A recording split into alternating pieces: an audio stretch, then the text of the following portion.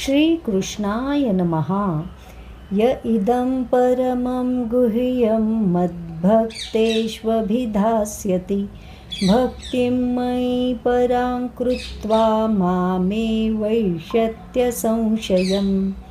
भगवान श्रीकृष्ण अर्जुनाला सांगतात, अर्जुना, जो हा माझा परमगुह्य ज्ञान भक्तांमध्ये सांगेल तो माझ्यावर श्रेष्ठ भक्ती करून निश्चितपणे माझ्याकडे येईल.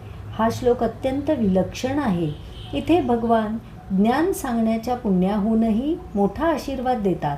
ज्ञान शेअर करणाऱ्यावर भगवान स्वतः कृपेचा वर्षाव करतात. परमम गुह्यम, गीतेचं ज्ञान म्हणजे फक्त शब्दांचं विवेचन नाही, तर जीवनाचा दिवा आहे, जो स्वतः समजून घेतो आणि मग प्रेमाने दुसऱ्यांना सांगतो, तो भगवानांच्या आवडीचा दूत बनतो. इथे श्रीकृष्ण अभिधास्यति हा शब्द वापरतात, ज्याचा अर्थ आहे समजावून सांगणे.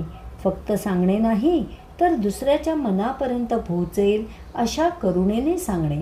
आजही आपण बघतो, कितीतरी लोक ज्ञान पसरवतात, परंतु भाव नसतो. भगवान ज्यांच्यावर प्रसन्न होतो ते तेच जे भक्तिभावाने सांगतात.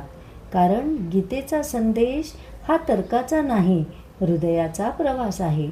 मद्भक्तेषु, हेही महत्त्वाचं.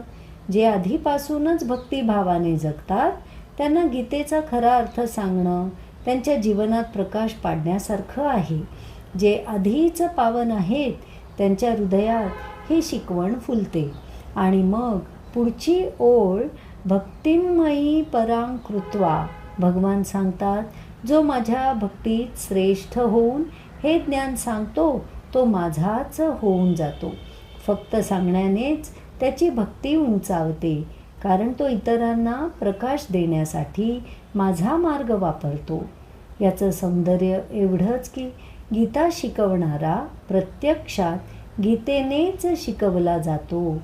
भक्ती खोल होते, मन शुद्ध होतं आणि आत्मा शांत होतो. शेवटची ओळ, मामे वैष्यत्य संशयम, हे एक थेट आशीर्वादाचं वचन आहे.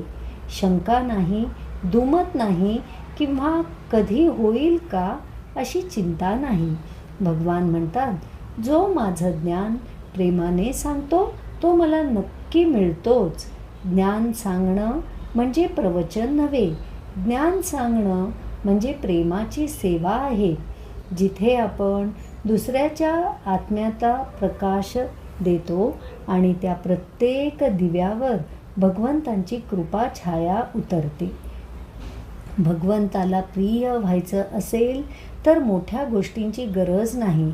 फक्त त्यांचं सत्य, त्यांच्या शब्दांची गोडी, त्यांचं आत्मज्ञान प्रेमाने निस्वार्थ भावाने दुसऱ्यांपर्यंत पोहोचवत राहा.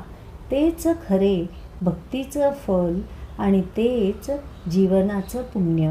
श्रीकृष्ण शरणम मम.